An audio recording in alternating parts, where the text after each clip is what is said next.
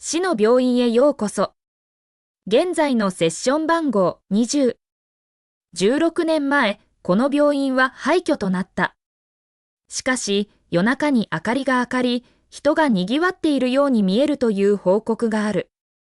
ずっと前に死んだ医師や患者が再び現れるという。クエスト16年前に廃病院で何が起きたのか、7日以内に解明せよ。ゲームを楽しめ。そして忘れるな。早く死ねば、それだけ早く転生できることを。不気味な電子音が鳴り響いた後、私は病院の外来ホールにスポーンした。一見したところ、まるで実在する私の職場そのものだった。ただ、少しだけ荒れ果てている。壁は黄ばみ、頭上の蛍光灯はちらついていた。周りには私と同じようにここにスポーンしたプレイヤーたちがいた。様子からすると、彼らは私より早く到着しており、すでにグループを形成しているようだった。彼らは警戒した目で私を見た。最後にこんな風に囲まれたのは、針を抜いた後に患者が出血した時だった。患者家族は動揺し、説明を求め、私を離さなかった。ゲームの中までそんな目に遭うなんて、まさかないよな。お願いだ、もうこりごりだ。私はハロウィンシーズンに夜勤3連勤を押し付けられた不運な哀れな奴隷なんだ。一方、気づいていない私の頭上では、観客用の配信にコメントが流れていた。なんだこれ？彼女、NPC？ プレイヤー？ NPC でしょ。見てよ、服が NPC のと全く同じだ。プレイヤー通路から出てきたんじゃない？プレイヤーは20人で、彼女も含まれてるぞ。NPC のコスプレってどんなバカだ？それで生存に優位だと思ってるのか？ボスの餌食にならなきゃいいけど。グループのリーダーらしい男が警戒しながら私を見た。君もプレイヤーか？なんでそんな格好なんだ？はあ。来たか。現実では看護部が細かい指摘をして、毎日抜き打ち検査だ。彼は私を煽ろうってのか？ありえない。肌の露出なし。ヘアネット、チェック。そして最後に、白い靴下、チェック。リーダーが突然言った。その帽子、曲がってるぞ。私は一瞬、言葉に詰まった。システムが私を陥れようとしてる。待て、なんであなたとこんなことで口論しなきゃいけないんだ。頭おかしいんじゃないの。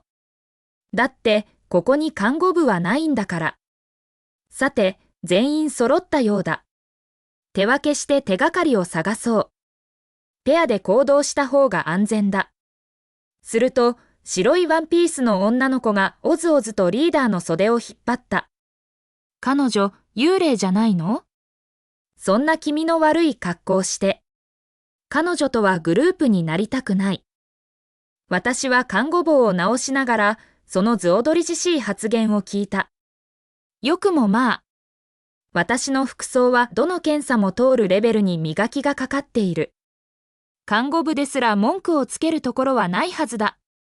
なんて味音痴な連れだ。女の子の発言を聞いて、他の者たちも私を避け始めた。こうして彼らはペアを組み、一組だけ3人のグループができ、事実上、私を仲間外れにした。第2章。ざまあみろ。誰も組もうとしないのが彼女のせいだ。ホラーゲームで一人取り残されたら終わりなのは誰でも知ってる。今夜一番最初に死ぬのは彼女だな。まあいいさ。唯一の3人グループのリーダーは、咳払いをしてみんなの注意を引き、こう宣言した。スポーン地点には何もない。俺のグループは隣の点滴室に行く。他のみんなは分散してくれ。それから私を一別した。俺たちについて来い。だが近づきすぎるな。リーダーはいいやつみたいだ。少なくとも彼女を見捨てなかった。アーロン・マイヤーズは俺たちギルドのエースで、いつも良いやつなんだ。そうして、私は彼ら3人について、隣の部屋へ向かった。入った瞬間、歓喜がして私は震えた。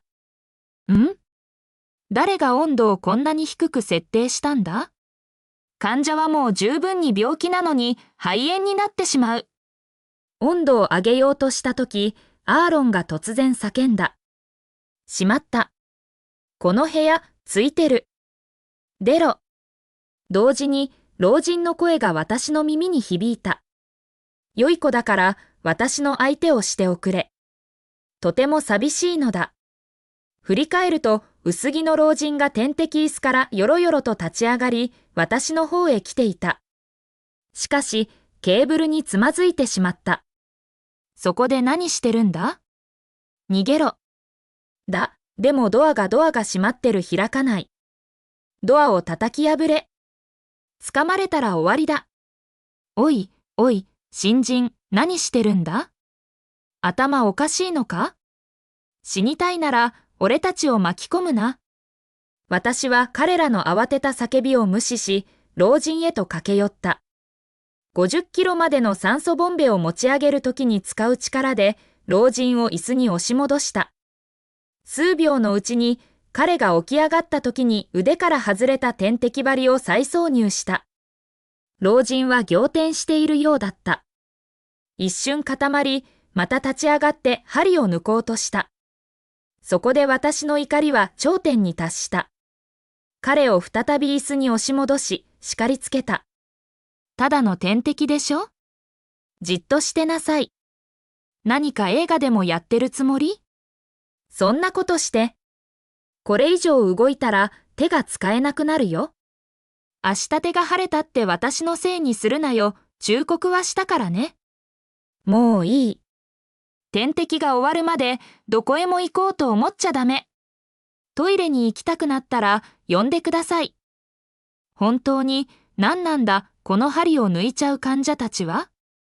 病院も信じられない。高齢患者を一人で点滴室に置き去りにするなんて正気を失っているに違いない。看護の鉄則その1、点滴中の患者からは常に目を離さず、事故を防ぐ。老人は瞬きをしきりにした。ご迷惑おかけしました、娘さん。私は笑った。大丈夫ですよ、おじいさん。どうぞじっとしててくださいね。私が点滴を見ていて、終わったらお知らせしますから。それからずっと冷たい風を送っていた扇風機を切り、老人に毛布をかけ、慎重に腕の下に湯丹がを入れ、テレビをつけてから点滴の滴下速度を確認した。これらの用事を済ませた後、振り返ると、呆然とした3人が私を見ていた。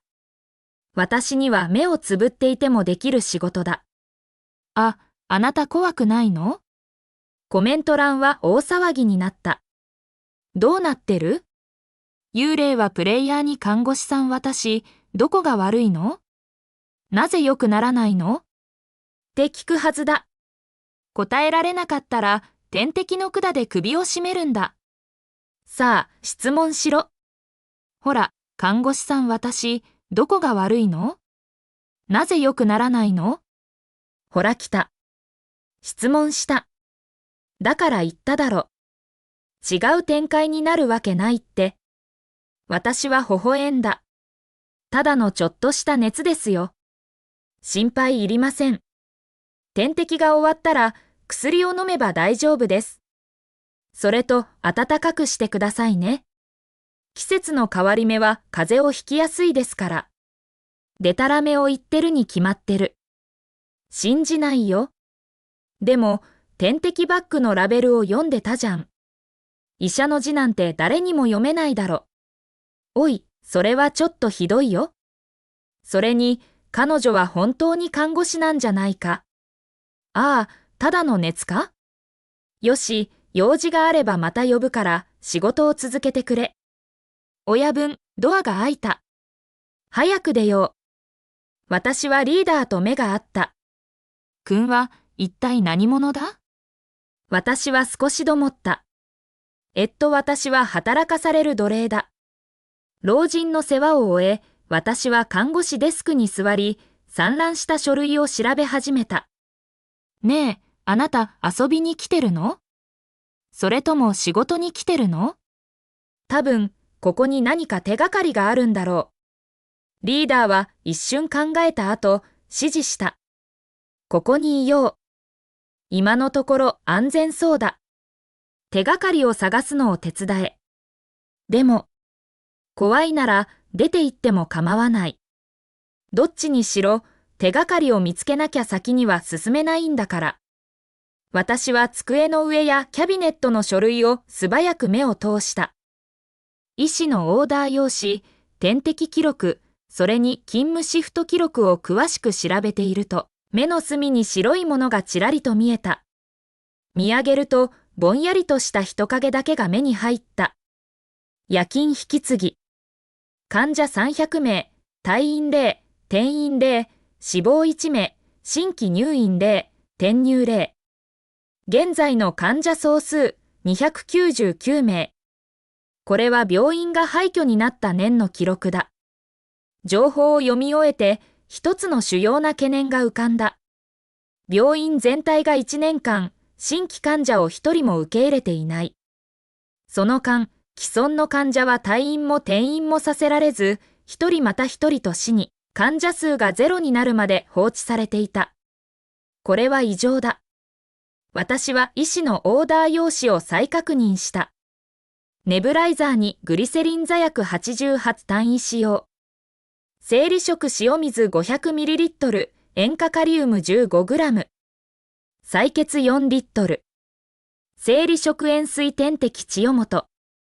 看護の鉄則その2、医師のオーダーが疑わしい場合は、従うな。